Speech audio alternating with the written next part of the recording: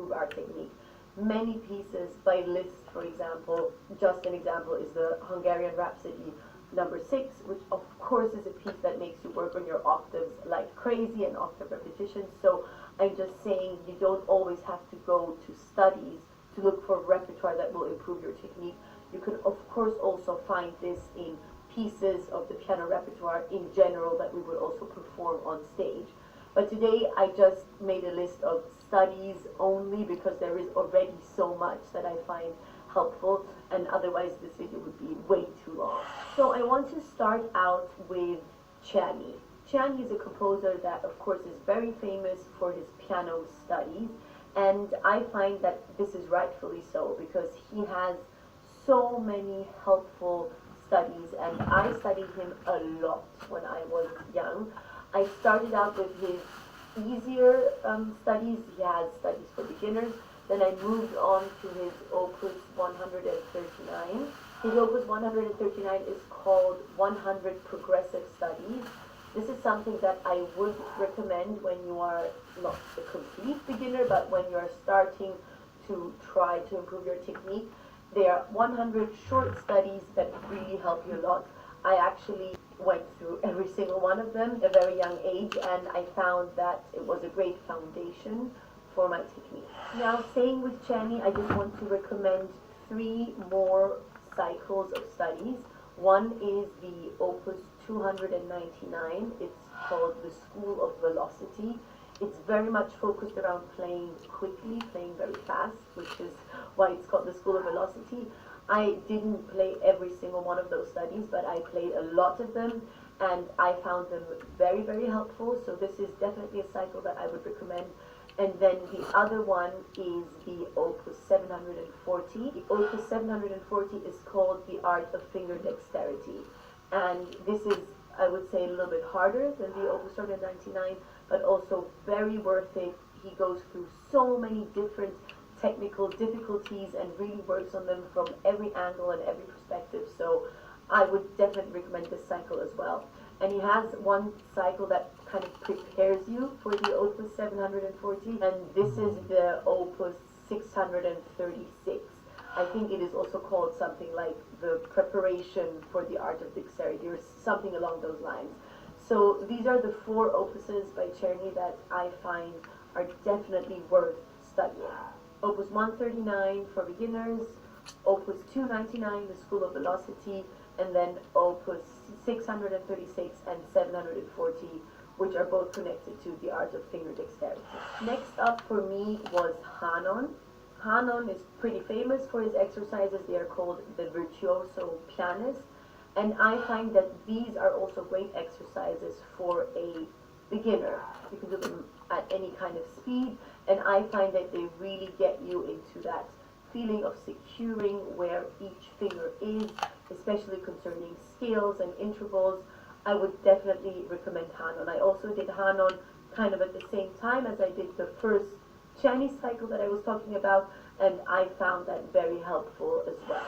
The third guy that I would recommend during that beginner phase, and keep in mind when I'm saying beginner, I don't mean that you have just started playing the piano. Obviously you have some kind of base, but now you're looking to secure your technique and to maybe improve your speed. And the third person that I would recommend is Kulak.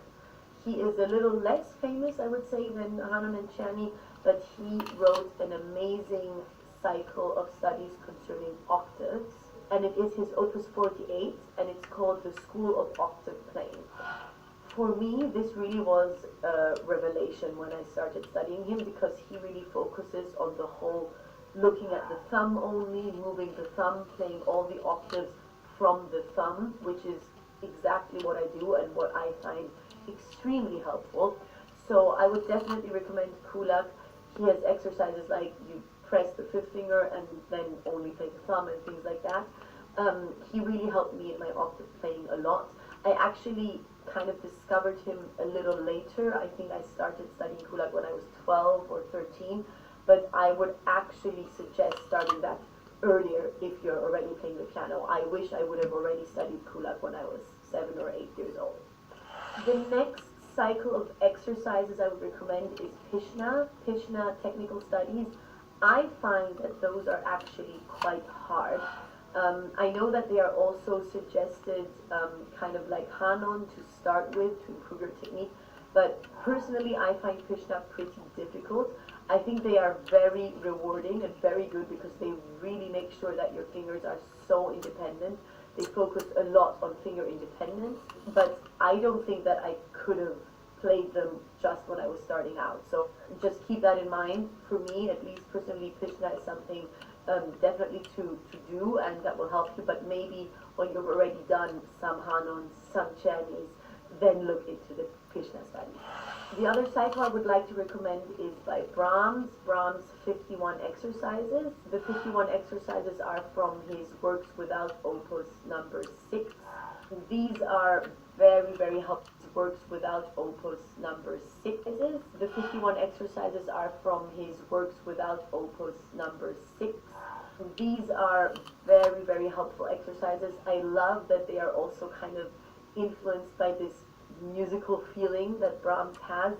I got into them quite a lot when I was studying Brahms' Paganini variations, which are also really technically hard, and I found them very helpful. Again, I'm not quite sure that these would be beginner exercises, but a little further down the road, I think that they would be very helpful, especially the fact that they are not pure technique, like for example a Hanon or Pishna, but they are also quite musical. Chani, of course, has that musical element. In general, I find it is extremely helpful and beneficial to practice your exercises and studies in a musical So way. what would you say is mindless about it? There's nothing inherently mindless about Hanon. I just feel the way it's laid out, the way the exercises work, the instructions they give you in the book all facilitate mindless practice. Oh, I see.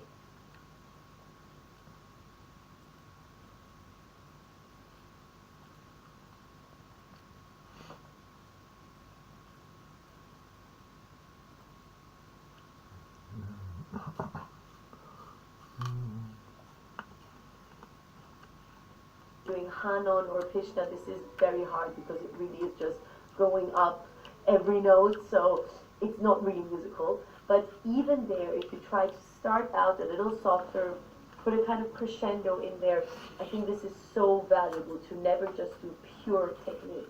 When you're playing Chani studies or Brahms exercises, the music is already written into them. So I would really stress that I think it is very important not to play purely technical pieces, even when you're just doing technical exercises, even when you're doing Hanon. Try to put some music into it. It's going to help you technically, and it's also going to help you mentally. And the last two cycles that, of course, I have to include in this video are Chopin studies, Opus 10 and Opus 25. Obviously, these are an incredible base for piano technique. Of course, these are also not beginner pieces, but these are pieces that you have to tackle when you already have gone through Chani, Hanon, and that. But once you feel comfortable enough to start them, I would say don't hesitate to get into them, to start with Opus 10 number 1, Opus 25 number 1, and start with a very slow tempo, start with exercises. I have made a couple of videos on Chopin studies because in my studies, these pieces played a huge role. I studied them throughout the years, really improving them very slowly, very gradually, but arriving at a result where I can play them quite comfortably. So I would definitely recommend looking into the Chopin studies as early as possible. As I said, not when you're a beginner, but as soon as you feel like you can kind of play it at a very slow tempo, just start with them. And I'm going to link some videos that I made on Opus 10 number 1 and 2, and also I've made 2 videos on 2 of the Opus 25 studies. You can see how I approach them. The goal is not to get them done as quickly as possible. On the contrary, the goal is to very slowly improve them and to just really have them sink into your fingers and to have you feel very comfortable when playing them. Obviously, these are incredible studies, musically interesting and so valuable, and technically also going through virtually all the technical difficult things that a piece can have. These are the pieces that I studied on my way up till now. Who knows what still will follow, but these are the pieces that I would recommend, that I found the most helpful. I hope that you found this video interesting and that it helped you out.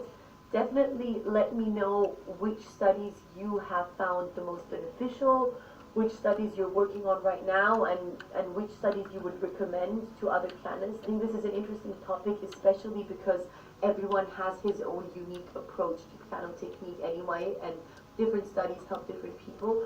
So let me know if you agree with what I said, or if you have a completely different cycle that actually helped you a lot that I didn't include in this video. And I'll see you again in the next video. Bye!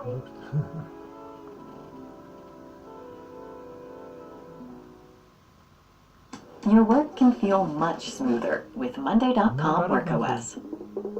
This smooth. All you need to do to get started is choose one of our templates, add your teammates, and that's it. You can manage all your work in one place, even work from other platforms.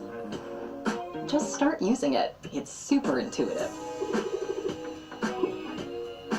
Oh, and if you don't like something, just change it. And that? And what about that? Ooh. You can really work the way you want. Your team can even add powerful dashboards for high-level views and time-saving automations. Anyone can do it, and they can do it in minutes. No matter how complex your work, it stays easy with Monday.com.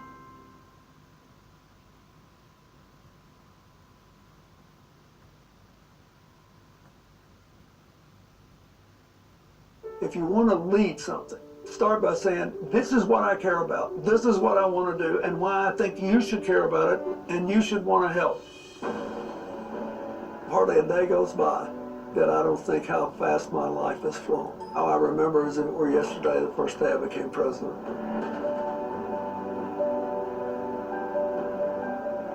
Hardly anything worth doing can be done alone. This is a particularly disorienting time. For billions of people in the world, you've got major uncertainties about what's going to happen in the years ahead. At a time like that, you really need good leadership skills. And you need people whose goal it is to pull people together, not drive them apart. People need to feel the potential to create a better tomorrow. This class is unlike anything I've ever done. I'll be teaching skills I developed and used in very challenging leadership positions. And I hope that those skills will help you in your personal and professional lives. You'll learn how to work with people you don't agree with, may not even like, and how to mediate conflicts. I don't believe being nice is inconsistent with being tough and smart. You gotta be tough as nails with your tender heart. I have encountered a lot of setbacks. I lost 2 elections after I entered politics. I've had ferocious opposition where the whole strategy was to try to destroy me as a person. My mother died after I became president.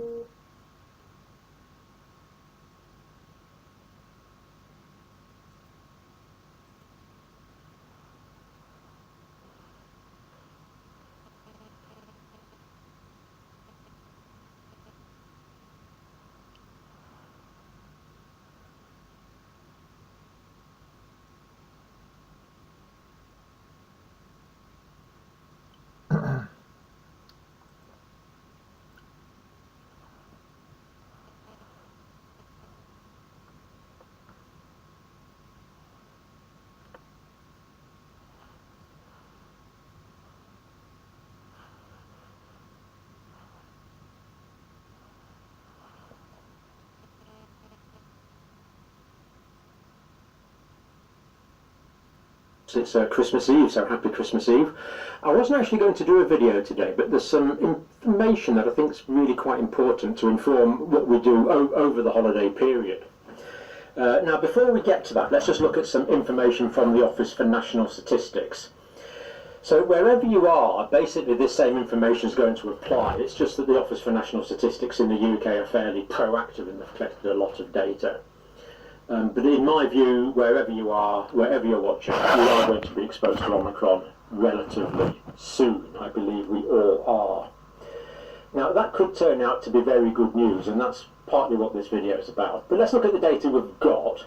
Office for National Statistics, data for the 13th of December through to the 19th of December. So this is the most up-to-date information. Now in England, the percentage of people testing positive for coronavirus, had the whole population been tested, 2.83% of the population of England would have tested positive in this time period, 13th to the 19th of December. That's over 1.5 million people in England had COVID during that week. 1 in 35 people. So you can see the nature of the spread here. In London it was 1 in 20 people had COVID-19 in that week. This is just huge, we're going to show you that in a minute. This is just huge amounts of people being exposed. And it's actually out-competing the common cold. It's actually being transmitted more quickly than the common cold. So we're all going to be exposed to it. I really don't see any way around that. So London leading the way, 1 in 20. Wales, it was 1 in 45 in that week. Northern Ireland 1 in 40. Scotland 1 in 65 in that week. Now, of course, the key thing is, how is this going to translate into hospitalisations and deaths? Because everyone that becomes infected with Omicron, they're going to develop a level of immunity to it. Some people are going to develop high levels of immunity, some people, sadly, lower levels of immunity, but this is generating huge amounts of community immunity. So the question is really, what is the cost of this immunity? Now, here we have, this is the screen I wanted to show you from South Africa. Now, I've just downloaded this from Our World in Data, new daily deaths from COVID-19. So first wave wild type, second wave South Africa, beta variant, third wave Delta, fourth wave, here's the deaths. And we're more than a month into this now, so it's looking like the death rate in South Africa is remaining low with Omicron. This is remarkably encouraging so far. Сейчас я вас буду, сейчас я брошу, буду вас развлекать тут. Да, это как бы, да, ну типа, и, ну да пошел нахер, блин. И никогда не буду, и не, заткнись, просто сгни.